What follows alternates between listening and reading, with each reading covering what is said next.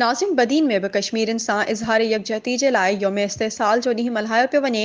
उन सिलसिले में ज़िले काउंसिल जे चेयरमैन ॼाम अली असगर हालीपोटो जी अॻवानी में अल्लाहवाला चौक खां हिकु रैली कढी वई, जंहिंमें स्कूली ॿारनि समेत शहरनि वॾी तइदाद में शिरकत कई। उन हवाले सां ॾिसूं था इमरान अब्बास जी हीअ रिपोर्ट।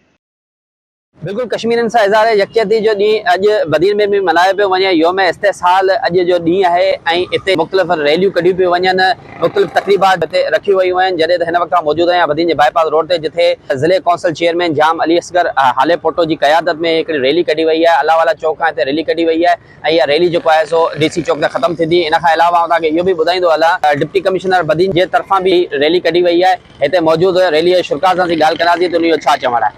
5 अगस्त जेको आहे इन में असां पंहिंजे कश्मीरी भाइर जिन ते मोदी सरकार ज़ुल्म जी इंतहा करे छॾी, उन्हनि सां इज़हार यकजहती तौर ते असां हिते पंहिंजो आया आहियूं। उन्हनि सां जेके मज़ालिम थिया आहिनि उन्हनि सां उनजी हमदर्दियुनि में शामिल आहियूं। इंशाअल्लाह कश्मीर आज़ादु थींदो, पाकिस्तान जो हिसो थींदो ऐं असां मोदी सरकार जे इन्हनि ज़ालिमाना जेको अमल आहे इन जी सख़्तु मज़म्मत कयूं। कश्मीर ते नाजाइज़ कब्ज़ो कयो वियो आहे, इन जी असां भरपूर तरीक़े सां मज़म्मत कयूं था। असां कश्मीर सां हर वक्त गॾु आहियूं, कदम कदम से साथ आहे, असांजो यूनिटी आहे ऐं रहंदी इंशाअल्लाह। सभिनी जो इहो चवणु आहे त इंशाअल्लाह कश्मीर ठहंदो। हिकु ॾींहुं पाकिस्तान ऐं इंडिया जे तरफ़ां जेके ज़ुल्म ऐं बरबियत जारी आहे उनजी भरपूर हिते मज़म्मत कई पई वञे। सॼो ॾींहुं जेको आहे सो योम इस्तेसाल कश्मीर जेको आहे सो हिते ज़िला बदीन में बि मल्हायो वेंदो ऐं हिन वक़्तु बि मुख़्तलिफ़ तक़रीबात जेके आहिनि सो हिते जारी आहिनि।